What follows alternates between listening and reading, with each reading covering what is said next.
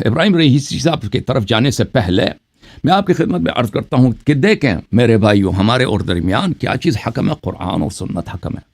قرآن اور اہل بیت علیہم السلام یہ مشعل راہ ہیں، یہ ہدایت ہیں، یہ میزان حق و باطل ہیں۔ کسی مولوی کا کردار، کسی مولوی کا قول میزان حق و باطل نہیں ہے۔ اور اگر اسی بات کو آپ مان گئے، ولایت فقیہ باطل ہو جاتی، اجتہاد تقلید باطل ہو جاتی ہے، اور آپ ہدایت کے راستے پہ آ جاتے ہیں۔ صرف اتنی سی بات آپ کو ماننا ہے کہ ائمہ اطہار علیہم السلام کے علاوہ کوئی دوسرا حجت نہیں ہے۔ اگر اس بات کو مان گئے تو پھر اس کا مطلب ہوگا کہ خمینی صاحب کے کردار کو ہم اس میزان میں دیکھیں گے، اس روشنی میں دیکھیں گے، اہل بیت علیہم السلام کے معیارات کے مطابق کہ ان کا اقوال افعال کیسا تھا، یا خمینی صاحب کا یا خامنئی صاحب کا، یا ان کا انقلاب یا ان کی حکومت کیسی ہے رہی ہے۔ اگر اس میزان کو آپ مان لیے کہ میزان حق و باطل حکم اللہ ہے، اہل بیت طاہرین، اہل بیت ابرار علیہم السلام ہے، اگر کوئی ان کے اقوال کے مطابق اس کی زندگی ہے، قول و فعل ہے، تو وہ صحیح انسان ہے، وہ اچھا آدمی ہے، وہ مومن ہے۔ اگر نہیں ہے تو پھر ڈیپینڈ کرتا ہے کہ اس کا انحراف کتنا ہے۔ جتنا انحراف زیادہ ہوگا اتنا ہی وہ برا ہوگا، اتنا ہی وہ بد ہوگا۔ تو میرے محترم ناظرین، خمینی صاحب کا جو اصل ادعا تھا وہ یہ تھا کہ اس کے پاس وہ اختیارات ہیں جو رسول پاک صلی اللہ علیہ وسلم کے ہیں، بلکہ اس سے بھی زیادہ۔ اور یہ باتیں میرے محترم ناظرین، اگر آپ لوگوں نے میری تقریر سنی ہو، میں آپ کو دعوت دیتا ہوں کہ میرا جو سیریز ہے ولایت فقیہ پر، اس کو دیکھ لیں آپ۔ یہ باتیں جو میں ابھی میں ولایت فقیہ کو ابھی میں جج نہیں کر سکتا، میرے پاس اتنا ٹائم نہیں ہے۔ ان باتوں کو میں نے تفصیل کے ساتھ پہلے سے آپ کی خدمت میں بیان کی ہے۔ میرے چینل پہ آپ جائیں، وہاں پہ ولایت فقیہ کی ایک سیریز ہے، وہاں پہ آپ دیکھ لیں کہ ولایت فقیہ کس چیز کو کہتے ہیں۔ جو خمینی صاحب کے انقلاب کے اور ان کی حکومت کی انڈر پننگ تھیوری ہے، جو ان کا اسپائنل کورڈ ہے ان کی حکومت کا ریڑھ کی ہڈی ہے، یہ سوائے کفر اور الحاد کے کچھ بھی نہیں ہے۔ کوئی بھی مسلمان اس بات کو سوچ لے۔ ملاحظہ فرمائیے کہ خمینی کی کتاب البیع، جلد نمبر 2، چھاپ قم، یہاں پر صفحہ نمبر 467 میں وہ کہتے ہیں، ملاحظہ کریں، فَلِلْفَقِيهِ الْعَادِلِ جَمِيعُ مَا لِرَسُولِ اللَّهِ صلی اللہ علیہ وآلہ وسلم والأئمة علیہم السلام مما يرجع إلى الحکومة والسیاسة۔ فقیہ عادل کے پاس یعنی خود خمینی کے پاس وہ تمام اختیارات ہیں جو ائمہ اور رسول صلی اللہ علیہ وسلم کے نزدیک تھے، جو سیاست یعنی معاشرے کی لیڈرشپ اور حکومت کے متعلق ہیں۔ اور یہ رسول پاک صلی اللہ علیہ وسلم کی کتنے اختیارات تھے، کتنا وسیع دار۔ نبی صلی اللہ علیہ وسلم اولا بالمؤمنین من انفسهم، نبی صلی اللہ علیہ وسلم تو مسلمانوں کے جان و مال پہ ان کو زیادہ اختیار ہے۔ بلکہ اسی آیہ کو لے کے آتا ہے خمینی اپنی کتاب ولایت فقیہ میں، اسی آیہ سے بحث کرتا ہے اور کہتا ہے کہ مجتہد کا بھی ولایت مطلقہ اسی طرح ہے۔ ملاحظہ فرمائے، پھر کہتے ہیں صفحہ نمبر 488 میں، فتحصل مما مر ثبوت الولایت للفقهاء من قبل المعصومین علیہم السلام ما فی جمیع ما ثبت لهم الولایت فیہ من جہت کونہم سلطانا علی الامہ، کہ جو بھی اختیارات امام معصوم علیہ السلام کے ہیں وہ خمینی کہتا ہے میرے پاس ہے۔ اور اس کے بعد کہتا ہے کہ اس کے بعد خامنئی کا بھی ادعا ہے کہ خامنئی کے پاس بھی وہ اختیار، بلکہ اس سے بھی زیادہ۔ یعنی یہ تو یہاں پہ یہ کہتا ہے، لیکن اس کے دوسرے اقوال کو اگر آپ دیکھ لیں تو وہاں پہ ادعا کرتا ہے کہ اس سے بھی زیادہ ہے۔ مثلا اس کا ایک مشہور معروف لیٹر ہے جس نے خامنئی کے نام پہ لکھا تھا، اور اس میں خامنئی کو ڈانٹا تھا کہ تجھے کچھ آتا نہیں ہے، تو بیوقوف ہے۔ خامنئی اس وقت صدر تھا اور امام جمعہ تہران تھا، اور اس لیٹر میں اتنے شدید مذمت تھی خامنئی کی کہ خامنئی اس لیٹر کے بعد اس نے کہا تھا کہ یہ میرا سیاسی قتل ہے، اور یہ پریزیڈنشل جو دفتر ہے اس کے چھت پہ جا کے بیٹھا تھا سر پکڑ کے۔ اس کے بعد تو اس طرح خمینی نے اس کو اس طرح ڈانٹا تھا۔ پھر لوگوں نے بہت سفارش کی خمینی کو، کہا آپ نے تو اس کو قتل کر دیا اس لیٹر کے بعد کہ آپ کو کچھ آتا نہیں ہے، ٹھیک ہے نا، آپ جاہل مطلق ہیں۔ اس میں یہ لکھا تھا کہ آپ کو اسلام کی ابتدائی باتیں نہیں معلوم۔ بہرحال یہ صحیفہ نور، صحیفہ ظلمت میں موجود ہے۔ تو پھر اس کے بعد اس کی دلجوئی کے لیے اس نے ایک مزید خط لکھا تو اس کی عزت بحال کرنے کے لیے۔ اس میں یہی ہے کہ خمینی صاحب واضح الفاظ میں کہتے ہیں کہ حاکم کو یعنی ولی فقیہ کو حق ہے کہ نماز کو معطل کرے، روزے کو معطل کرے، حج کو معطل کرے۔ یہ ہمارا عقیدہ ہے کہ رسول اللہ صلی اللہ علیہ وسلم یہ کام نہیں کر سکتے، لیکن وہ کہتا ہے ولی فقیہ کو اختیارات حاصل ہیں۔ پھر اس کا یہ بھی فتویٰ ہے کہ میری حکومت اتنی مقدس ہے کہ اس کے لیے امام زمانہ علیہ الصلوۃ والسلام کو قتل کیا جائے، اس کی جان بھی جائے تو کوئی پرواہ نہیں ہے۔ یہ تو اس کے جملے صحیفہ نور سب وغیرہ میں موجود ہے۔ بہرحال عرض یہ ہے کہ یہ عین کفر ہے، جو شخص اس کو دیکھ لے، ٹھیک ہے نا۔ اب بات یہ ہے میرے محترم ناظرین کہ ہم نے تو ولایت فقیہ کی تکفیر بہت سالوں سے کی ہوئی ہے، مرجعیت کی ابھی تکفیر ہم نے کر دی ہے، ٹھیک ہے نا۔ مجھے تعجب ہے مولویوں سے کہ ان کو ان باتوں پہ غصہ نہیں آیا، انہوں نے میرے خلاف کمپین نہیں چلایا۔ اب جب میں اس بات پہ ہنسا ہوں، اس وقت جب میں دیکھیں اس وقت اس کا ڈیڈ جو ہے ڈیتھ، رئیسی صاحب کی جو ہے ڈیتھ ہے وہ آتھینٹیکیٹ بھی نہیں ہوئی تھی، ثابت بھی نہیں ہوتا۔ میں اس بات پہ ہنسا تھا کہ خبر میں آیا کہ خامنئی نے کتے بھیجے ہیں اس کو دریافت کرنے کے لیے اس کے لاشیں نکالنے کے لیے کہ یہ بھائی جنگل میں اس کا ہیلی کاپٹر گر گیا کہاں ہے۔ تو اس بات پہ میں ہنسا تھا، اس پہ ان لوگوں کو یہ تعجب ہے مجھے، او بھائی میں نے تو بہت سخت باتیں کی ہیں ٹھیک ہے، وہ اس بات پہ کہ اس نے کتے بھیجے اس کو پکڑنے کے لیے، تم اس پہ تم کو غصہ، مجھے تمہاری عقل پہ شک ہے۔ غصہ کرنا تو ان باتوں پہ غصہ کرنا تھا نا بھائی، وہ وہاں پہ کیوں غصہ نہیں کیا تم لوگوں نے؟ اور بھائی وہ اس کتے کو بھیجا ہے وہ اس کا لاشیں نکالنے کے لیے، اس پہ اگر میں ہنسوں یہ زیادہ قبیح ہے۔ دیکھیں ایک ظالم، ایک جابر، ایک قاتل کے موت پہ اس وقت وہ مرا بھی نہیں، یعنی مرنے کا اس کی خبر آتھینٹیکیٹ نہیں ہوا تھا۔ اگر کوئی ہنسے تو یہ کوئی حرام نہیں، اچھی بات ہے بلکہ ظالمین کے باتوں پہ کاموں پہ ہنسنا، لیکن اگر ہنسے چلے کہتے قبیح ہے، وہ زیادہ قبیح ہے تمہارے مذہب میں، یا ولی فقیہ کی تکفیر زیادہ قبیح ہے۔ او بے وقوفو، اس پہ تم نے تحریک نہیں چلا دی، اپنے سائبر آرمی کو میرے خلاف تم نے متحرک نہیں کیا۔ اب جیسا آسمان زمین پہ گر گیا، اوئے اس نے اس کے لاشے پر لمسا۔ بالکل، جب ہم آپ کو مسلمان ہی نہیں مانتے، جب آپ کو قاتل مانتے ہیں، ایک قاتل دنیا سے گیا ہے، تو اگر ہم خوش ہو جائیں تو اس میں کیا بات؟ بہرحال ملاحظہ فرمائیے کتاب الاصول من الکافی للکلینی رحمہ اللہ، جلد نمبر 1، یہاں اس کتاب مبارک و شریف چاپ دار کتب الاسلامیہ میں یہ حدیث ملاحظہ فرمائیں۔ یہ اس میں روایات بہت زیادہ ہیں کہ یہ کہنا کہ دیکھیں خمینی کا ادعا کہ میری ولایت رسول اللہ صلی اللہ علیہ وسلم کی ولایت ہے، یعنی میری امامت رسول اللہ صلی اللہ علیہ وسلم کی، میرے پاس وہی اتھارٹی ہے، یہ کفر باللہ ہے، یعنی امامت کا ادعا ہے۔ اللہ نے تو اس کو یہ عہدہ تو نہیں دیا نا، اس نے خود ادعا کر رہا ہے جھوٹ پر، جیسے ابو بکر خلافہ غاصب ہے، اسی طرح خمینی، اسی طرح خامنئی، یہ غاصب لوگ ہیں۔ تو اس کا کیا ہے ملاحظہ فرمائے اس باب میں، فرمایا کہ بلی وَيَوْمَ الْقِيَامَةِ تَرَى الَّذِينَ كَذَبُوا عَلَى اللَّهِ وَوْجُوهُهُمْ مُسْوَدَّةٌ۔ میں نے اس آیت کے متعلق حضرت امام محمد باقر علوم الرحمن علیہ السلام سے پوچھا کہ روز قیامت جنہوں نے امامت کا جن ایسے لوگ ہوں گے جو ظالم ہیں، ان کے چہرے جلے ہوئے کالے ہیں، یہ کون ہے؟ قال من قال انی امام وليس بامام، یہ ان لوگوں کے لیے جو امامت کا ادعا کرتے ہیں اللہ نے ان کو امام نہیں بنایا، چاہے وہ ابو بکر ہو، چاہے وہ عمر ہو، چاہے وہ عثمان ہو، چاہے وہ ابو حنیفہ ہو، چاہے منصور دوانقی ہو، چاہے خمینی ہو۔ دیکھیں ابو بکر عمر نے امام لقب امام کا ادعا نہیں کیا تھا، لقب پہ بات نہیں ہو رہی، اصل ماہیت مسند پہ گفتگو ہو رہی ہے۔ ابو بکر عمر نے یہ بھی ادعا نہیں کیا تھا کبھی کہ ہمارے پاس وہی اختیارات ہے جو رسول پاک صلی اللہ علیہ وسلم کے۔ خمینی نے ادعا کیا تھا، اور اس کو خمینی صاحب کے فلسفی میں جو اس کا مخالف تھا وہ محارب مع اللہ تھا۔ خمینی صاحب کے فلسفی میں، اس کے فتوے میں دیکھیں جب انقلاب پیروز ہوا ہے،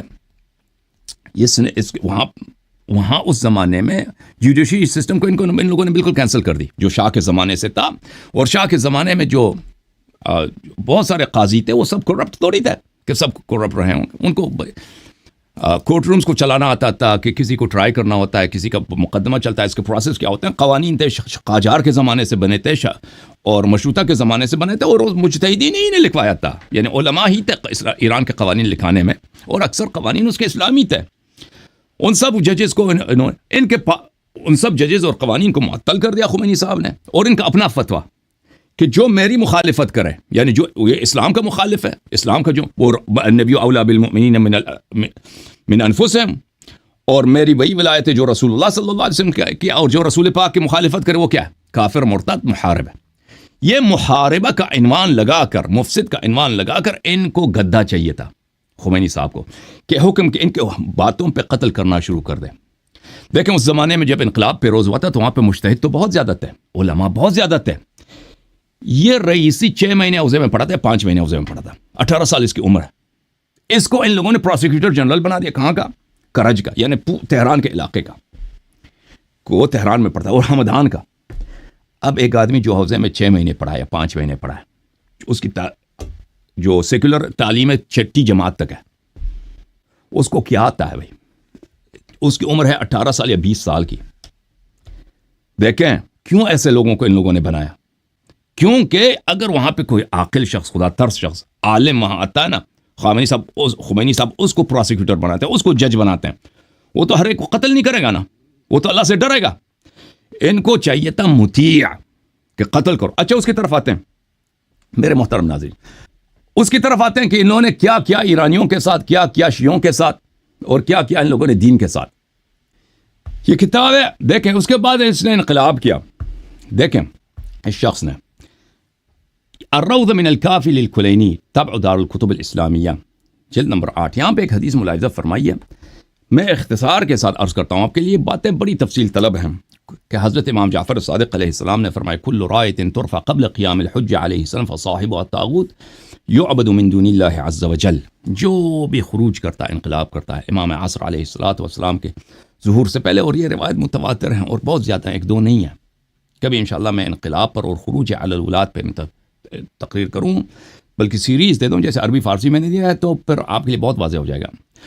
جو بھی خروج کرے گا امام حجت علیہ السلام کے ظہور سے پہلے، وہ خود شیطان ہے، اور وہ جو لوگ اس کو فالو کرتے ہیں اللہ کی جگہ یہ شیطان کی عبادت کر رہے ہوتے ہیں۔ یہ روایات صرف صحیح نہیں ہیں، متواتر ہیں۔ اچھا، اور دیکھیں میرے محترم ناظرین، شیعہ مذہب میں علماء بہت گزرے ہیں، بہت بڑے علماء گزرے ہیں۔ خمینی تو ایک سادہ سا مولوی تھا، اس کے پاس دیکھیں یہ آیت اللہ منتظری کے میموارز میں ہے۔ آیت اللہ منتظری پرانے شاگرد ہیں خمینی صاحب کے۔ جب خمینی صاحب فلسفہ پڑھاتے تھے اس زمانے سے، یعنی یہ کب کی بات ہے، سنہ 1938-35 اس زمانے کی بات ہے، سنہ 1930 کی بات ہے، یعنی فقہ اصول کے وادی میں داخل بھی نہیں ہوتے، اس زمانے سے اس کے شاگرد ہیں۔ اور پھر ان کو خمینی اور مطہرین نے ان سے اصول پڑھوا دیا، اس کو مرجع بنانے کی ان لوگوں نے کوشش کی۔ آخر تک یعنی درس اصول کے آخر تک منتظر صاحب اب میموارز میں موجود ہیں کہ انہوں نے کفایہ کی دوسری جلد کو 7 سال میں پڑھایا خارج میں، آخر تک 7 اور 8 طالب علم تھے اس کے پاس حوض علمیہ میں اس زمانے میں، 7 اور وہ بھی لائق طالب علم نہیں تھے جو مشہور معروف تھے، ٹھیک ہے نا۔ یہ تو ایک معمولی سا مولوی تھا اس کے پاس، اس کے خارج کے درس میں 7-8 سے زیادہ، اور یہ اپنے آپ کو مرجع بھی کہلاتا تھا اس زمانے میں، یعنی آیت اللہ بروجردی کی وفات کی بات ہے۔ تو عرض یہ ہے کہ شیعہ مذہب میں اتنے بڑے علماء گزرا ہے، علامہ حلی رحمہ اللہ اور بہت سارے لوگ، ان لوگوں نے کبھی اپنی کتابوں میں نہیں کہا کہ شیعہ علماء حکومت بنائیں، قیام کریں، کیونکہ یہ مسلمات میں سے ہیں، یہ مسلمات میں سے ہیں کہ یہ چیزیں حرام ہیں، یعنی حکومت بنانے کا دستور تو نہیں ہے، اس سے منع کیا گیا ہے، حکومت بنانے کا فرمان حکم نہیں ہے کہ تم حکومت بن، اس کے سختی کے ساتھ منع کیا گیا ہے شیعوں کو، یہ کہ آپ کیسے حکومت بنائیں گے جب اس سے حکومت سے منع کیا گیا ائمہ اطہار علیہ السلام، مگر یہ کہ آپ کا دین کچھ اور ہو، شیعہ مذہب میں تو یہ نہیں ہو سکتا۔ آپ ہمارے کتب فقہ کو دیکھ لیں، شرح لمعہ ہو، شرح الاسلام ہو، مسالک الافہام ہو، مدارک الاحکام ہو، کتنے کتابیں لکھی گئیں الا ماشاء اللہ، ان میں سے ایک بھی فتویٰ نہیں ہے وہاں کہیں کسی پر کہ شیعہ علماء ان کے پاس اگر طاقت آ جائیں تو وہ کیا کریں، قیام کریں، ایک حدیث بھی نہیں ہے۔ تو اس شخص نے یہ کیا، میں آپ کی خدمت میں عرض کروں، جب 1963 میں اس شخص نے کچھ بلوا کیا تقم میں، اور وہاں پہ کچھ لوگ مرے بھی نہیں تھے، یہ لوگ مشہور کراتے ہیں کہ شاہ نے حملہ کیا فیضیہ میں اور بہت سارے طالب علم وہاں پہ قتل ہوئے تھے، قتل کچھ نہیں ہوئے تھے۔ حوزے کے قدماء اور بہت سارے علماء یہ کہتے ہیں جنہوں نے اس واقعے میں موجود تھے، وہ یہ کہتے ہیں کہ اس واقعے میں کچھ لوگ زخمی ہوئے تھے، قتل کچھ نہیں ہوا تھا۔ تو اس کے بعد خمینی کو گرفتار کر کے یہ شاہ نے اس کو جیل میں ڈالا تھا، اور خمینی نے وہاں پہ ایک اور آدمی بھی تھے، آیت اللہ حسن قمی طباطبائی رحمۃ اللہ علیہ، وہ بھی جیل میں تھے اس زمانے میں، شاہ نے انہوں نے بھی شاہ پہ اعتراض کیا تھا۔ تو اس زمانے میں آیت اللہ سید حسن قمی طباطبائی، اب ان کا ذکر آ جائے گا انشاءاللہ آگے، انہوں نے شاہ سے سمجھوتا کرنے سے انکار کر دیا۔ شاہ نے ان کو آفر دی کہ ہم آپ کو چھوڑتے ہیں، بس آپ اتنا کہہ دیں کہ بھئی ہم آئندہ سے یہ بلوا نہیں کریں گے۔ اس نے انکار کر دیا بلوا کرنے سے کہ میں آپ کو، البتہ وہ حکومت گرانے کے چکر میں نہیں تھے، وہ حکومت میں کون، آیت اللہ سید حسن قمی طباطبائی، کہ وہ چاہتے تھے کہ شاہ اپنے آپ کو اصلاح کریں۔ ان دو باتوں میں بڑا فرق ہے، ایک بات یہ ہے کہ حکومت کو گرایا جائے، انقلاب لایا جائے، ایک بات ہے کہ نہیں ہم حکومت کی پالیسیوں سے اختلاف کرتے ہیں، یہ اپنے آپ کو اصلاح کرے، یہ دوسرا جو طریقہ کار ہے امر بالمعروف نہی عن المنکر ہے، یہ درست ہے۔ خروج، اسقاط حکومت، اسقاط نظام، یہ حرام ہے۔ اچھا، تو یہ جب جیل میں تھے، یہ بہت سارے لوگ حوزے کے پرانے لوگ وغیرہ ان کے بیانات میں موجود ہیں، بہت سارے ریفرنسز موجود ہیں جو ان کو میں نہیں دکھا سکتا کیونکہ بات بہت لمبی ہو جائے گی۔ تو آیت اللہ سید حسن قمی طباطبائی رحمۃ اللہ علیہ نے جب شاہ نے ان کو آفر دی تھی کہ ہم آپ کو چھوڑتے ہیں، بس آپ کچھ ٹھنڈے ہو جائیں، اس نے انکار کیا تھا سمجھوتا کرنے سے۔ تو وہ آخر تک ایران میں تبعید میں تھا، شاہ کے سقوط تک، انقلاب تک وہ شاہ میں جیل میں تو نہیں، نظر بند تھے یا تبعید میں تھے۔ اور انقلاب کے بعد خمینی صاحب نے پھر ان کو کچھ عرصے کے بعد، انقلاب کے کچھ عرصے کے بعد ان کو نظر بند کر دیا، اور پھر 17 سال تک وہ تقریباً آخر حیات ہی تک وہ نظر بند تھے انقلاب کے بعد بھی۔ لیکن اسی 1963 میں خمینی صاحب نے جیل میں سمجھوتا کر لیا شاہ کے ساتھ کہ آپ مجھے چھوڑ دیں، میں اس کے بعد میری توبہ، میں کچھ نہیں کروں گا۔ تو شاہ نے پھر اس کو ملک بدر کر دیا، یہ چلا گیا ترکی، اور پھر ترکی کی حکومت نے شاہ سے اجازت مانگی کہ نجف جانا چاہتا ہے، تو شاہ نے موافقت کی کہ اس کو جانے دیا جائے۔ یہ نجف چلا گیا۔ تو اس زمانے میں دیکھ میرے محترم ناظرین، اس کی خبریں پہلے تو نجف میں آ چکا تھا کہ یہ آدمی جو ہے فتنہ ہے، اس نے ایران میں بلوا کیا، کیونکہ نجف کے مراجع آیت اللہ سید محسن حکیم تھے، آیت اللہ سید محمود شاہرودی تھے، آیت اللہ خوئی تھے، ان کے بڑے اچھے تعلقات تھے شاہ سے، دربار کے ساتھ۔ دربار ان کے لیے ہدایہ بیچتے تھے، اور ان کا عزت و احترام سے ریڈیو وغیرہ پہ نام لیا جاتا تھا اسٹیٹ میڈیا پر۔ اور ان کا نظریہ یہی تھا کہ شاہ جتنا بھی برا ہو، علماء کو چاہیے کہ اس کو ارشاد کریں، نہ کہ اس کی حکومت کو گرایا جائے۔ ان کا نظریہ یہ تھا علماء کا۔ اور پھر ولایت فقی کو تو وہ مانتے ہی نہیں تھے نجف والے، ٹھیک ہے نا، قوم والے بھی نہیں مانتے تھے، خمینی اس کا پرچار کرنے والا تھا۔ تو جب یہ نجف پہنچ گئے تو میرے محترم ناظرین دیکھیں، وہاں پہ واقعات بہت ہیں کہ نجف میں یہ بالکل وہاں پہ ایک ذلیل کی طرف پہنچ گیا، اس کی نہ کوئی عزت تھی، منزوی تھا۔ وہاں پہ نجف میں 4 بڑے مرجع تھے اس زمانے میں، 4 بڑے مرجع تھے۔ اس تصویر میں ان چاروں کا آپ دیکھ سکتے ہیں۔ یہ جو ہیں آیت اللہ دائیں ہاتھ رائٹ ہینڈ پہ، یہ آیت اللہ سید ابو القاسم خوئی رحمہ اللہ ہے، یہ آیت اللہ سید محسن حکیم رحمہ اللہ، ساتھ یہ سب سے سینئر آیت اللہ سید محسن حکیم تھے اس زمانے میں۔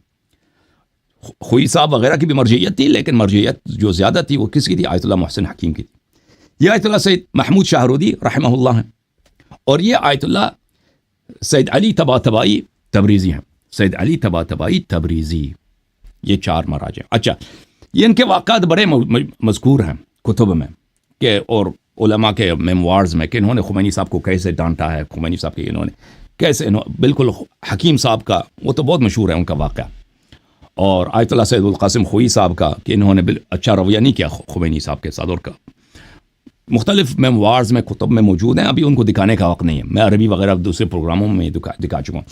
ایک واقعہ جو کم نقل ہوتا ہے، میں آیت اللہ سید علی طباطبائی تبریزی رحمہ اللہ کی نقل کرتا ہوں، اور یہ لوگ بہت سینئر تھے، یعنی خمینی اس وقت 60 سال کی عمر تھی، یہ سینئر لوگ تھے خمینی سے، ان کی مرجعیت کافی تھی، اور نجف میں یہ جمع ہوئے ثابت شدہ لوگ تھے اس زمانے میں۔ خمینی تو فقہ اصول میں یہ تو کمزور ہی تھا شروع سے۔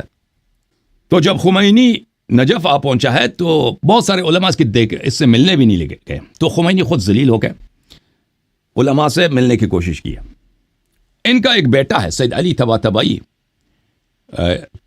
تبریزی کا بیٹا ہے سید عبدالصاحب تبریزی، ابھی وہ قم میں ہیں، بزرگ ہیں، کافی بوڑھے ہیں۔ اچھا، ان سے میں نقل کرتا ہوں، ایک فاضل عالم ہیں، ان کے وساطت سے میں نقل کرتا ہوں کہ یہ سید عبدالصاحب کہتے ہیں اس زمانے میں، یعنی 60 کی دہائی میں، ابھی وہ آدمی 80-85 سال کا ہے، عمر اس کی کافی بڑی ہے سید عبدالصاحب صاحب کی۔ تو ایک آدمی کے وساطت کے ساتھ میں، وہ بھی ایک بہت ہی فاضل آدمی ہے، میں نے ان سے سنا ہے اور عنقریب سنا ہے، تو میں آپ کی خدمت میں پیش کرتا ہوں۔ وہ یہ ہے، سید عبدالصاحب صاحب فرماتے ہیں کہ میں تو نوجوان تھا اس زمانے میں، ایک دن میرے والد صاحب نے، جو نجف کے مراجع اربعہ میں سے ایک مرجع تھے، کون؟ سید علی طباطبائی تبریزی رحمہ اللہ، نے مجھ سے کہا کہ خمینی صاحب نے پیغام دیا کہ وہ ادھر ہم سے ملنا چاہتے ہیں، آپ جا کے بازار سے کوئی فروٹ لے کے آئیں، کوئی تربوز وغیرہ لے کے آئیں، تاکہ مہمان کی خدمت دیا جائے۔ مجھے کچھ پیسے دیا، میں چلا گیا، میں فروٹ لے کے آیا، خمینی صاحب بھی پہنچ گئے۔ خمینی صاحب جو ہی پہنچ گئے، اس نے سلام کیا، میرے والد صاحب نے سلام کا جواب دیا، اور کہا اوئے تم شاہ بننا چاہتے ہو؟ میرے والد صاحب نے کہا تم شاہ بننے کی فکر میں ہو؟ خمینی کو جواب نہیں آیا کہ وہ کیا کہہ دے. بہرحال مجھے یاد نہیں خمینی نے کیا جواب دی. پھر خمینی بیٹھ گئے, بات چلی. پھر ایک دفعہ میرے والد صاحب نے خمینی سے کہا, خمینی صاحب سنا ہے کہ آپ ولایت مطلقہ فقیہ کے قائل ہیں. سنا ہے آپ ولایت مطلقہ فقیہ کے قائل ہیں. خمینی نے کہا جی ہاں میں ولایت مطلقہ فقیہ کا قائل ہوں. یعنی خمینی کے وہی اختیارات ہیں جو رسول اللہ صلی اللہ علیہ وسلم کے. کہنے لگے کہ آپ کا کیا نظریہ ہے, صرف آپ کو اختیارات ہیں یا مجھے بھی یہ اختیارات ہیں؟ میں بھی فقیہ ہوں, میں بھی مجتہد ہوں. اس نے کہا جی نہیں, وہ تو یہ خمینی تو نہیں کہہ سکتا کہ مجھے حاصل ہے آپ کو حاصل نہیں ہے. وہ کہتے ہیں نہیں آپ کو بھی حاصل ہے. ٹھیک ہے نا. اس نے کیا کہا, اس نے کہا کہ آپ کو بھی یہ اختیارات حاصل ہیں. تو اس نے کہا کہ النبی اولیٰ بالمؤمنین من انفسہم وازواجہم امہاتہم, یہ اختیارات مجھے بھی حاصل ہیں. تو دیکھ لو میں ابھی حکم دیتا ہوں کہ تیری وائف طلاق ہے. خمینی سے کہہ دے جب مجھے وہی اختیارات حاصل ہیں کہ میں اولیٰ ہوں مومنین سے ان کے انفس پر, تو میں ابھی حکم دیتا ہوں کہ تیری وائف تجھ پہ طلاق ہے اور اس پہ واجب ہے کہ وہ عدہ نکال دے, اور عدہ نکالنے کے بعد وہ میرے عقد میں آ جائے. ٹھیک ہے نا. میں ابھی اولیٰ بالمؤمنین من انفسہم میں نے ابھی حکم دے دیا. خمینی صاحب بھائی اس کو خمینی کے حق کا بکر آئے گا کہ میں کیا جواب دے دوں. ولایت مطلقہ فقیہ یہی ہے. اٹھ کے کھڑا ہو گیا, جواب نہیں دے سکا خمینی, وہاں سے بھاگ کے نکل گیا, بے عزت ہو کے ذلیل ہو کے چلا گیا وہاں سے. ٹھیک ہے نا. ولایت مطلقہ فقیہ کہ یہ اس کا کفر بہت واضح ہے کہ ولایت مطلقہ فقیہ کفر ہے. یہ اس عقائد کا حامل تھا یہ شخص, اور اسی عقائد کے, اور یہ انقلاب کے وقت اس نے یہ عقائد چھپا رکھے تھے. یعنی اس کے جو اصل جو شاہ کے خلاف دیکھیں انقلاب کرنے والے لوگ تھے وہ علماء نہیں تھے, مذہبی لوگ نہیں تھے. اصل میں جو شروع سے شاہ کے خلاف انقلاب کرنے والے لوگ تھے وہ لیفٹسٹ لوگ تھے. یعنی روس نواز جو گروہ ہوتے ہیں, رشیا نواز سوویت یونین کے اتحادی گروپس جو ایران میں پارٹیز بہت سارے تھے وہ تھے لوگ. تو اس کے علاوہ کچھ مغرب کے بھی لوگ تھے, مغرب کے بھی جو مغرب زدہ لوگ ہیں.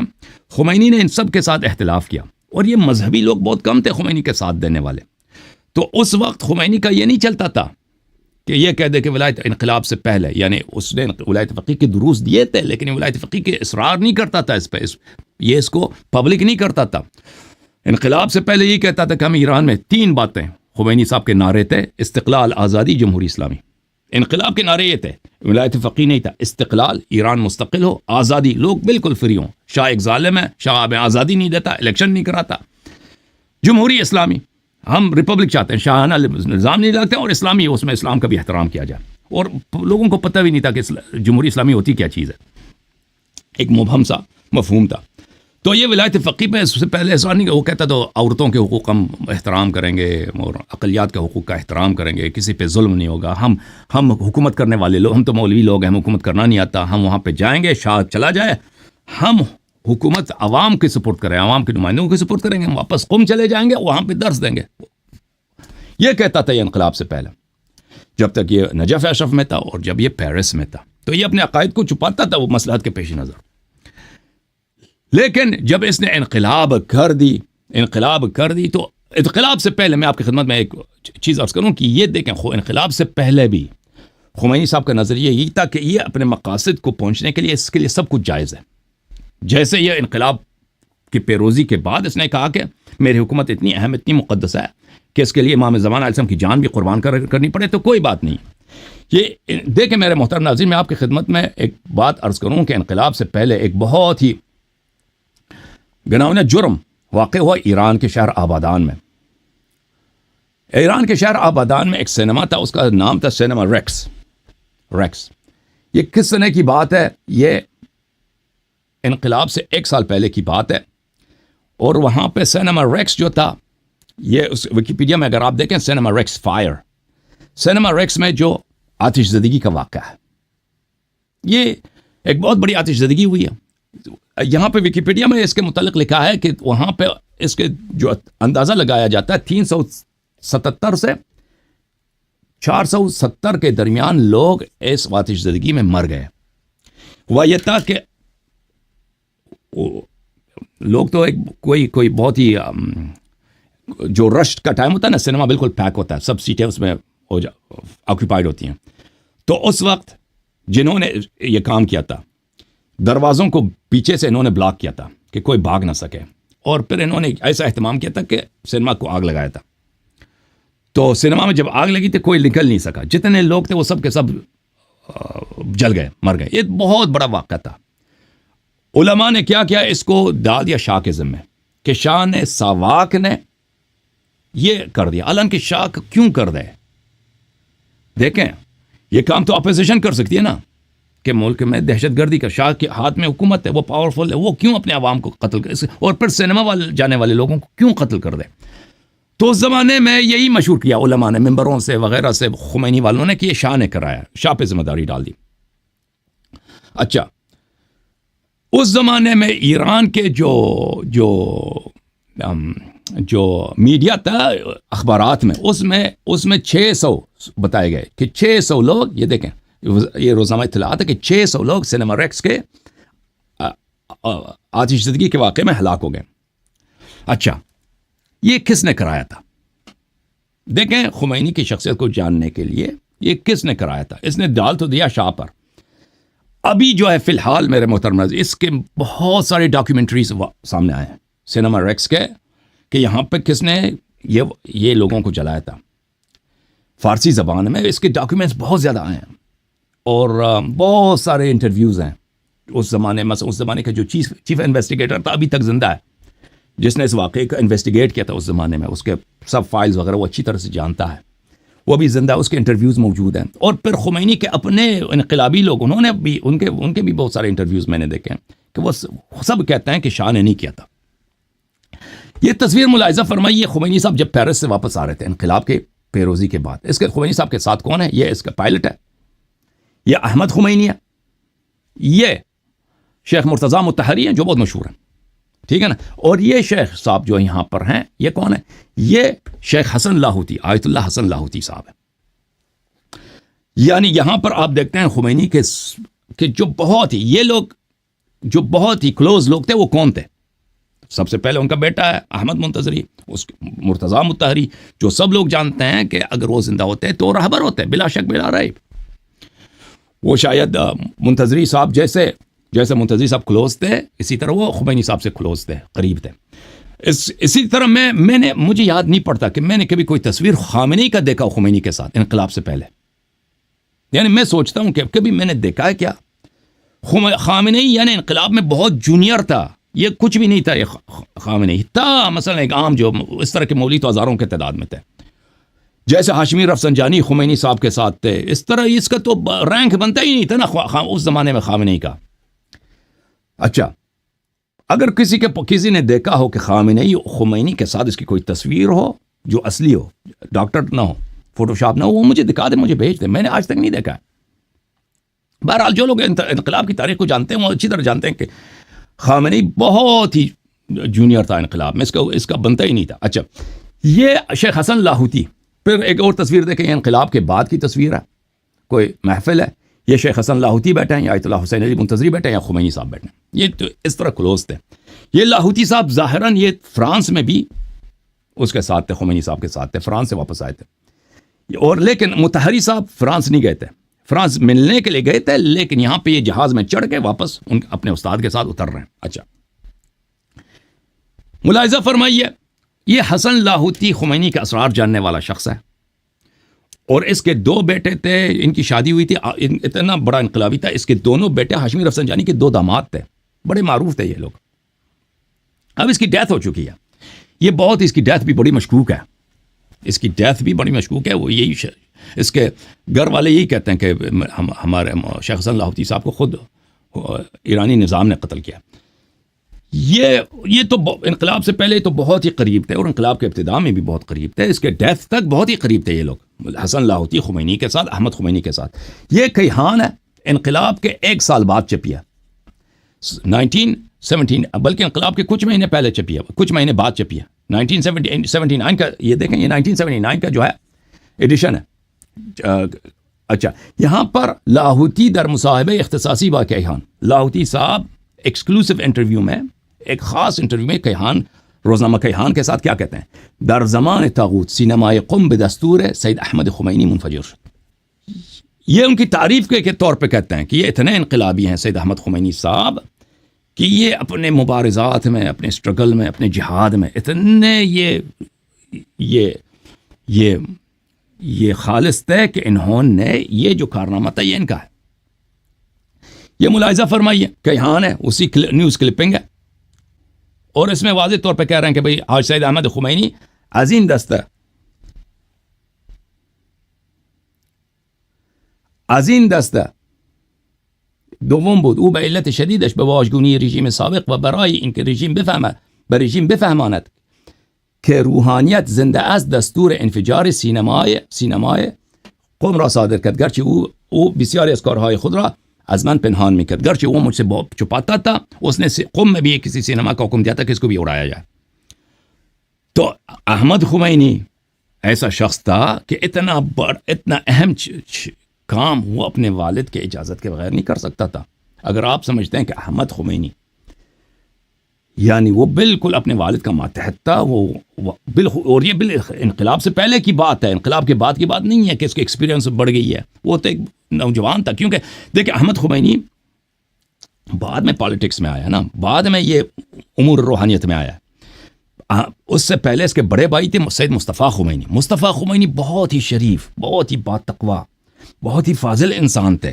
وہ اپنے والد کے مخالف بھی تھے، یعنی وہ انقلاب کے حق میں نہیں تھے سید مصطفیٰ خمینی رحمۃ اللہ علیہ.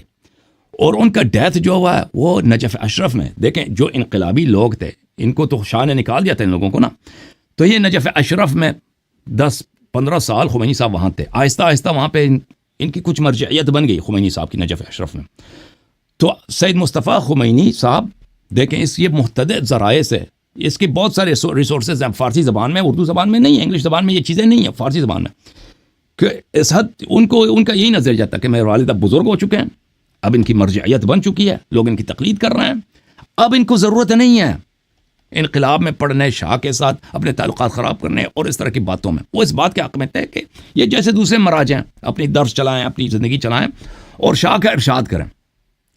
پھر سید مصطفیٰ خمینی جو تھے جیسے مراجع کے بیٹے ہوتے ہیں، یعنی اب والد صاحب کے سارے امور بیٹوں کے ہاتھ میں ہوتا ہے، دفتر وغیرہ، درس وغیرہ، سب کوئی ملاقات وغیرہ، پیسے کہاں سے آتے ہیں، پیسے کہاں خرچ ہوتے ہیں، سب بیٹوں کے ہاتھ میں ہوتا ہے. خود مرجع کو اتنا وہ خود ایڈمنسٹر نہیں کرتا. تو یہ احمد مصطفیٰ خمینی نے آخر میں کیا تھا کہ جو انقلابی لوگ تھے ان کو ملنے نہیں دیتا تھا خمینی صاحب سے نجف اشرف میں، منع کرتا تھا، ان کو بگاتا تھا، ذلیل کر کے بگاتا تھا. اور یہ میں نے ان کی بڑی تعریف سنی ہے سید مصطفیٰ خمینی کے، بہت ہی فاضل، بہت ہی با تقوی، نماز شب میں رونے والے انسان. یعنی ان لوگوں سے سنی ہے جو بالکل ان کو قریب سے جانتے تھے، نجف میں قم میں ان کو قریب سے جانتے، ان لوگوں سے سنی. تو پھر ان کی ڈیتھ ہو گئی اچانک. یہ جوان آدمی تھا، اس کے مرنے کا وقت نہیں تھا. تو خمینی کے پارٹی اس کو لگاتے ہیں کس پر کہ شاہ نے اس کو مروا دیا، شاہ نے مروا دیا. ابھی دیکھیں اس کی بیوی کے بھی ڈیتھ ہو گئی ہے. سید مصطفیٰ خمینی کی بیوی تھیں، کن کے بیٹی تھیں؟ وہ شیخ مرتضیٰ حائری یزدی رحمۃ اللہ علیہ اس کی بیٹی تھیں، یعنی بہت ہی بلند خاندان کے شیخ مرتضیٰ حائری رحمۃ اللہ علیہ، بہت بلند درجے کے عالم، با تقوی، نہایت ہی فاضل، شیخ عبد الکریم حائری کے فرزند تھے. اچھا، اور بہت سارے مراجع ان کے شاگرد تھے. وہ مرجعیت بالکل اگر چاہتے تو مرجع بننا ان کے لیے کوئی بات نہیں تھی، لیکن نہایت تقوی کی وجہ سے، احتیاط کی وجہ سے انہوں نے مرجعیت قبول نہیں کی.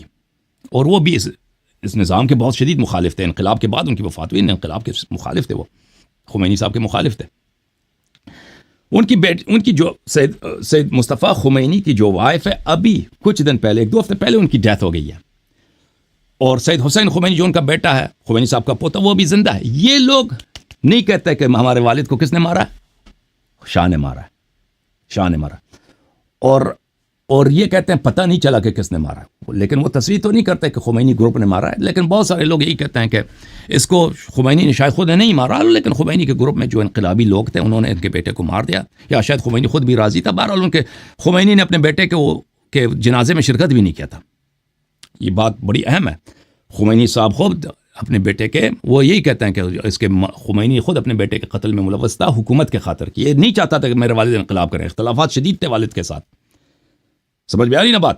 تو اپنے بیٹے کے جنازے میں شرکت بھی نہیں کیا تھا. بڑا مشہور معروف ہے. ان کے بیٹے جو ہیں وہ نجف اشرف میں وہاں پہ دفن ہے. بالکل زری کے قریب دفن ہے. زری کے دروازے کے باہر مدفون ہے. اچھا تو بہرحال کس نے قتل کیا ہو ان کے بیٹے سے میں نے خود سنا تھا کہ وہ کہتے تھے کہ پتہ نہیں چلا کیا. میں وہ یہی کہتے تھے. اب وہ تقیہ کر رہے تھے. بہرحال وہ شاہ کو قصوروار نہیں ٹھہرا رہے تھے کہ شاہ نے مروایا. کہتا ہے میں پتہ نہیں چلا. عرض یہ ہے کہ آخر تک خمینی صاحب کا جو دفتر تھا کس کے ہاتھ میں تھا؟ بیٹے بڑے بیٹے کے ہاتھ میں سید مصطفیٰ خمینی. یہ احمد خمینی فٹ بالسٹ تھا. فٹ بال کھیلتا تھا. یہ نوجوان تھا. یہ کچھ بھی نہیں تھا. ٹھیک ہے نا. یہ بعد میں جب یہ وفات ہو گئی تو ان کو قم سے بلایا کہ بھئی آ جاؤ ادھر کہ تم آ جاؤ کہ ابھی والد صاحب کے گھر میں کوئی لڑکا ہے نہیں کہ بھئی والد صاحب تو بوڑھے ہیں 70 سال ان کی عمر ہے تو ہم آ جاؤ. پھر یہ آ گیا تھا.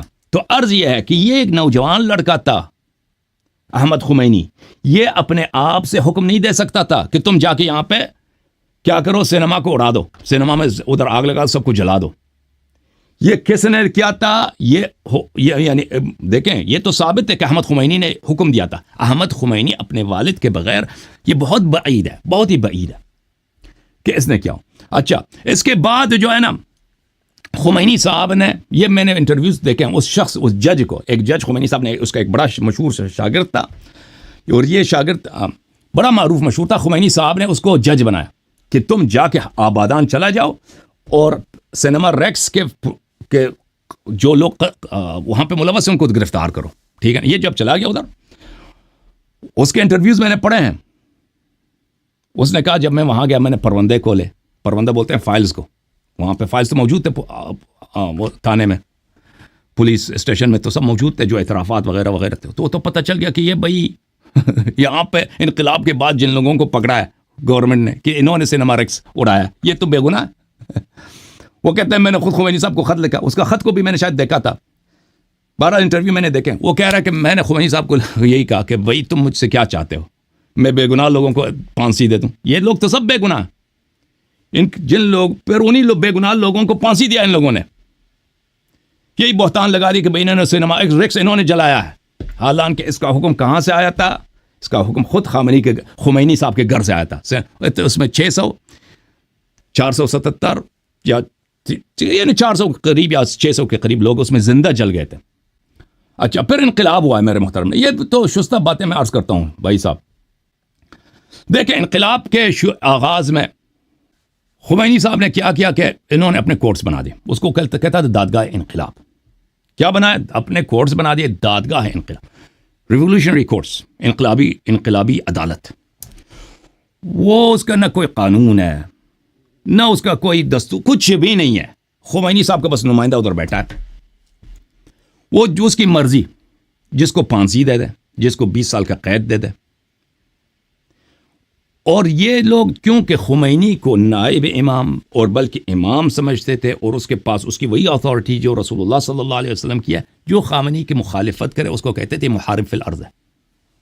محارب فی الارض ہے. اور یہ مفسد فی الارض ہے. یہ زمین میں فساد پھیلانے والا. اور اس کا حکم کیا ہے؟ اس کو قتل کیا جائے.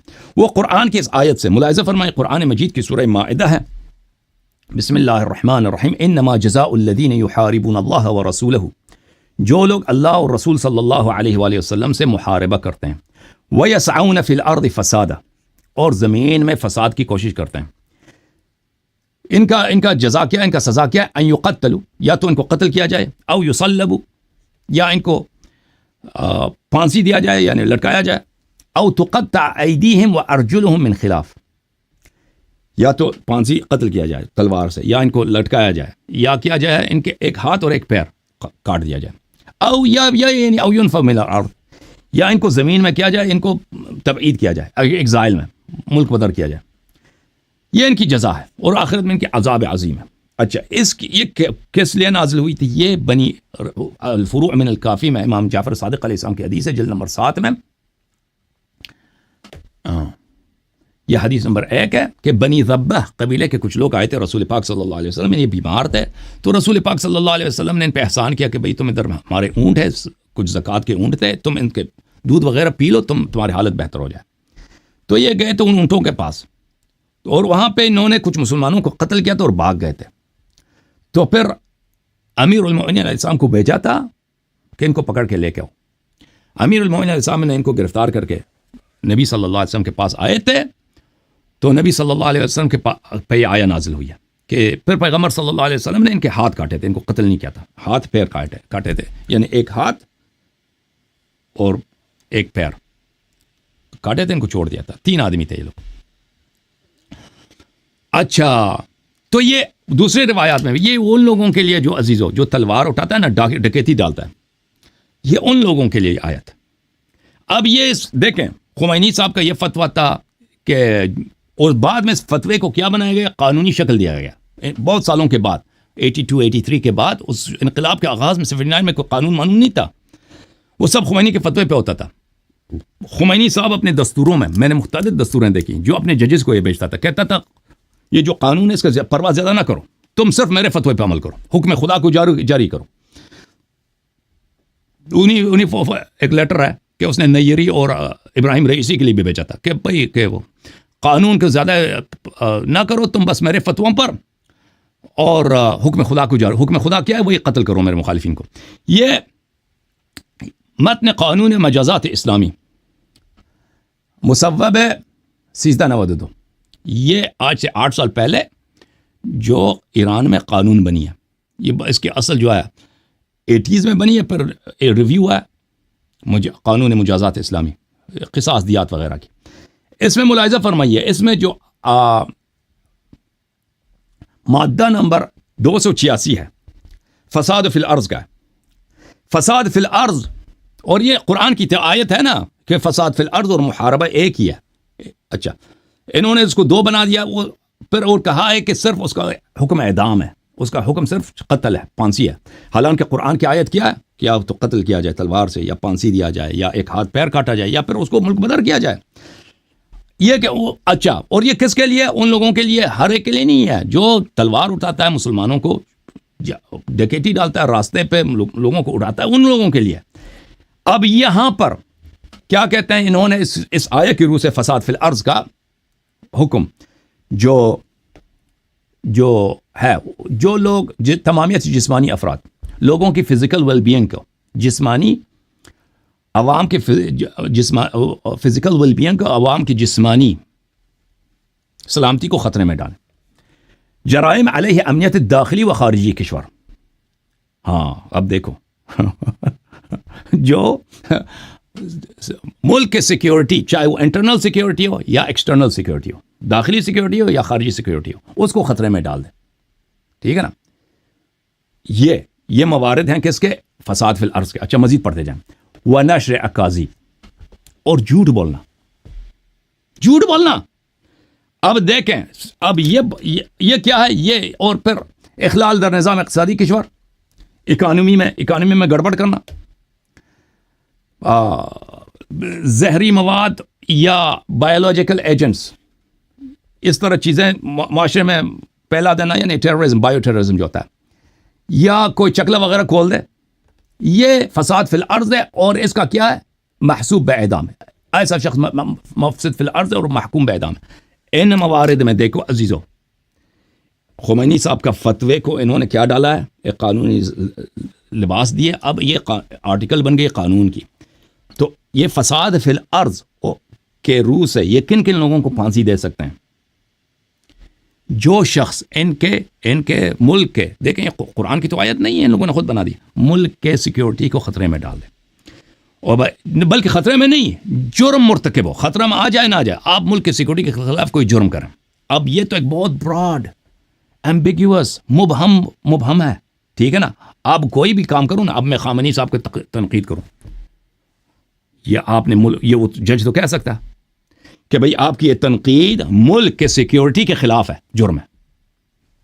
بالکل، میں اس سے خطرہ بھی نہیں پڑے. خطرہ شرط نہیں ہے کہ ملک کی سیکیورٹی خطرے میں پڑے، نہیں.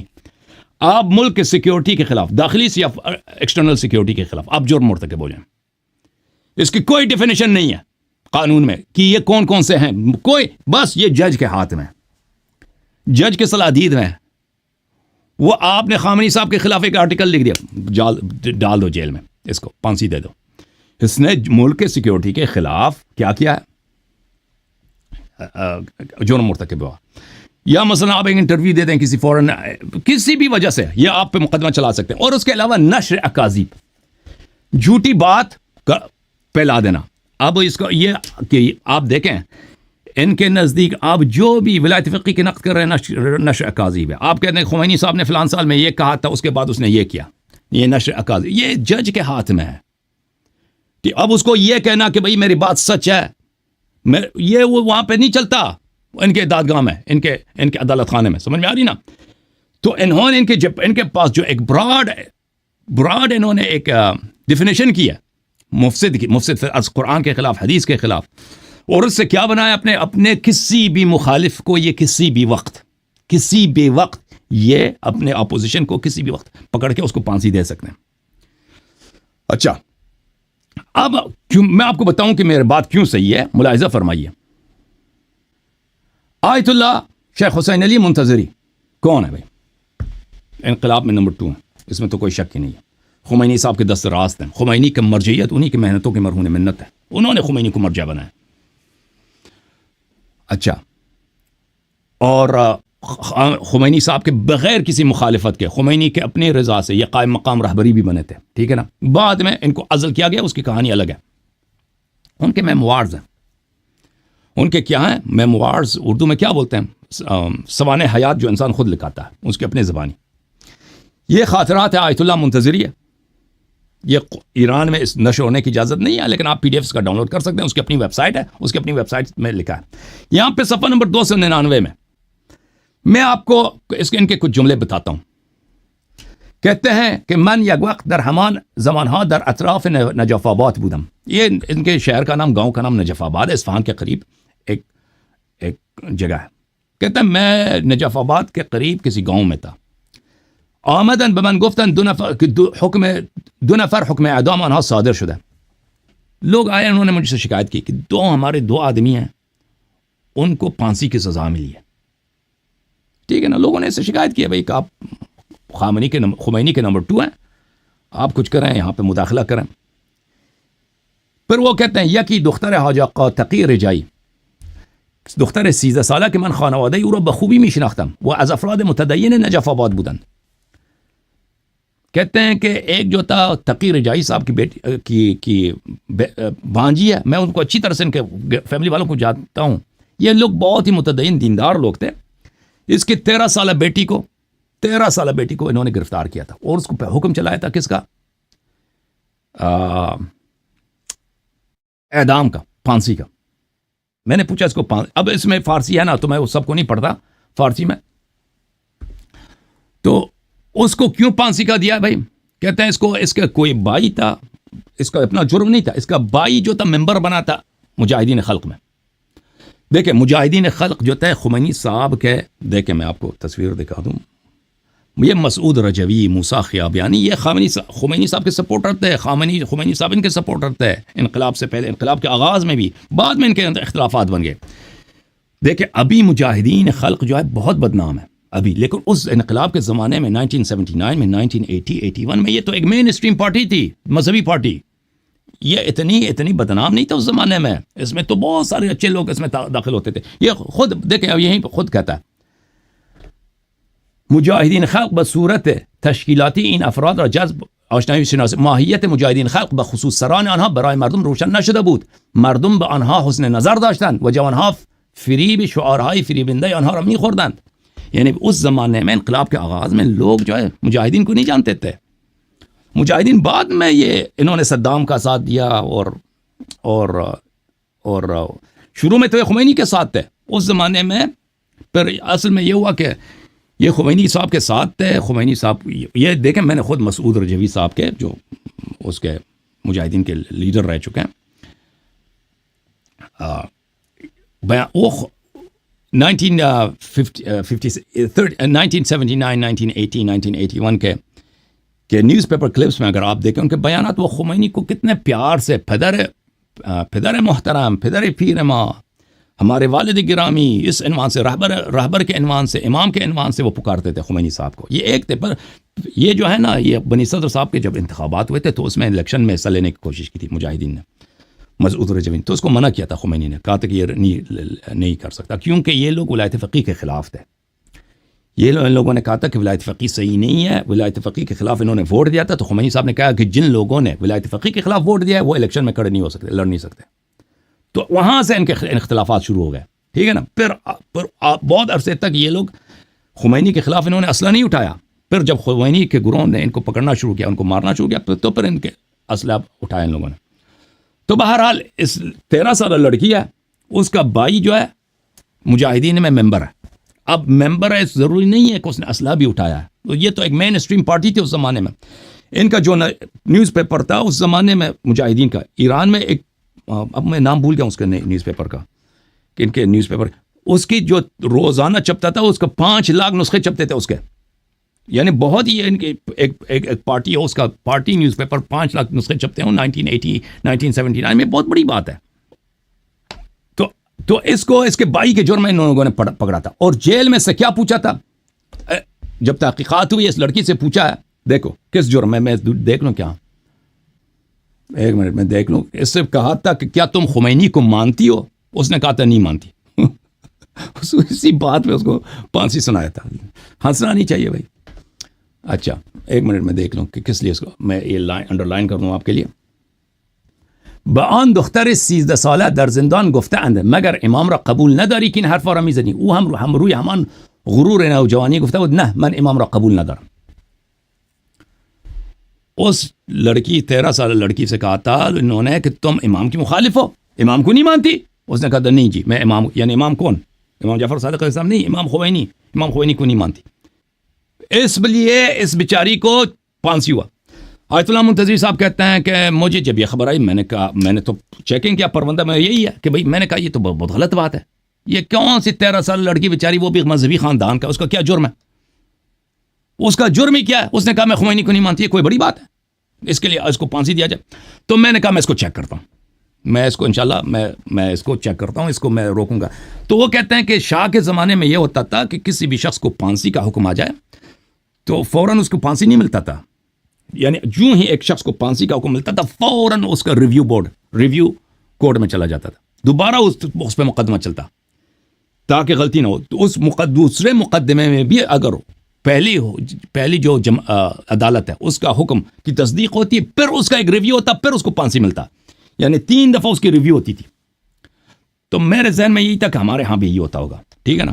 یہ کہتے ہیں کہ اتنی جلدی تو نہیں. کہتے ہیں رات کو میں سویا، صبح میں اٹھا تاکہ میں اس بچی کے کیس میں کوئی کسی سے ملوں، کسی کو کال کروں، خط لکھوں. تو خبر آئے کہ اس کو پھانسی دے دی ان لوگوں نے. ایک دوسرا کیس، دوسرا جو آدمی تھا اس کو، وہ کون تھا؟ دوسرا آدمی یہ تھا کہ یہ اسی صفحے کے آخر میں لکھا ہے. دیکھیں وہ زمانہ 1979 1980 81 82 83 وہ زمانہ انٹرنیٹ نہیں تھا، کسی کے پاس فیس بک نہیں تھا، کسی کے پاس یوٹیوب یا انسٹاگرام چینل تو نہیں تھے. اس زمانے میں بہت عام چیز تھی کہ لوگ ڈائری رکھتے تھے، ڈائری رکھتے تھے اور ڈائری میں لکھتے تھے بھائی ان کی جو مرضی ڈائری میں لکھ دے انسان کہ آج میں نے یہ دیکھا، آج میں نے یہ کھایا، آج میں کس پارک میں گیا تھا. لوگ مختلف. کہتے ہیں 17 سال کا ایک لڑکا تھا، 17 سال کا ایک لڑکا ہے، اس نے اپنے ذاتی ڈائری میں لکھا ہے کہ آج فلان واقعہ پیش آیا اور اس پہ اس نے اعتراض لکھا تھا، فلان شہر میں یہ بات ہوئی غلط ہے. اس نے اپنی ڈائری میں لکھا تھا، نہ وہ کسی روزنامے میں اس نے چھاپا تھا، نہ کسی BBC کو انٹرویو دیا ہے، کچھ بھی. اپنی ڈائری میں اس نے لکھا ہے. اچھا پولیس والوں نے اس کی ڈائری پکڑ لیا. بھائی ڈائری پکڑ لی، تو نے یہاں کیوں لکھا ہے اس طرح؟ پکڑ لیا اس کو پھانسی دی ان لوگوں نے. پھانسی دی.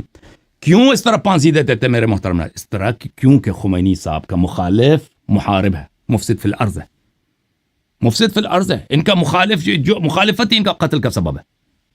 یہ بھی اسی صفحے میں لکھا ہے. ملاحظہ کریں منتظری صاحب کے اس اپنے کتاب میں یہاں پہ صفحہ نمبر 3، یہ کون سے 231 ہے، بلکہ 200 یہاں پہ 229 میں ملاحظہ فرمائیے. کہتے ہیں کہ انقلاب سے پہلے من بارها این مطلب را گفتم کہ وقت انقلاب ما به پیروزی رسید ما حداقل 1000 نفر قاضی مجتهد عادل و مهمتر از آن عاقل لازم داشتیم. کہتے ہیں میں نے یہ بار بار کہا تھا کہ جب انقلاب ہماری پیروز ہو جائے، وکٹوریس ہو جائے، تو ہمیں کم از کم 1000 مجتہد عادل اور اس سے بھی محترم، اس سے بھی اہم عاقل، وائز، حکیم قاضی کی ضرورت ہے. 1000 مجتہد جو عاقل بھی ہو، عادل بھی ہو، قاضی بننے کے لیے. اور پھر کہتے ہیں ومتاسفانہ با این خصوصیت 10 نفر ہم آمادہ نہ داشتیم. لیکن یہ انقلاب آ گئی، ہمارے پاس 10 بھی آدمی قاضی نہیں تھے، 10 بھی نہیں تھے ہمارے پاس. یہ کون کہہ رہا؟ خمینی کا نمبر 2. خمینی کا نمبر 2 کہہ رہا ہے کہ ہمارے پاس نہیں تھے. اچھا پھر وہ یہاں پہ کہتے ہیں کہ یک پرونده را پیش من آوردن که قاضی زیر آن نوشته بسم الله الرحمن الرحیم اعدام. حالا برای چه اعدام؟ چه کسی اعدام؟ این که علت و دلیل حکم را می‌نویسد به جای خود، حتی اسم متهم را ننوشته بود، فقط خودش زیر آن امضا کرده بود. خب با این حکم میشد هر کسی را گرفت اعدام کرد. کہتے ہیں میرے پاس ایک حکم لایا گیا کہ قاضی صاحب نے لکھا ہے بسم اللہ الرحمن الرحیم، پھانسی، کچھ نہیں. بسم اللہ الرحمن، اس نے کچھ نہیں لکھا، اس کے نیچے اس نے دستخط کر دیا. اب کس کی کون ہے جو پھانسی؟ نہیں معلوم. کیوں پھانسی دیا جائے؟ نہیں معلوم. اور دلیل کہ اس کو پھانسی کس لیے دیا جائے؟ نہیں، کچھ بھی نہیں لکھا.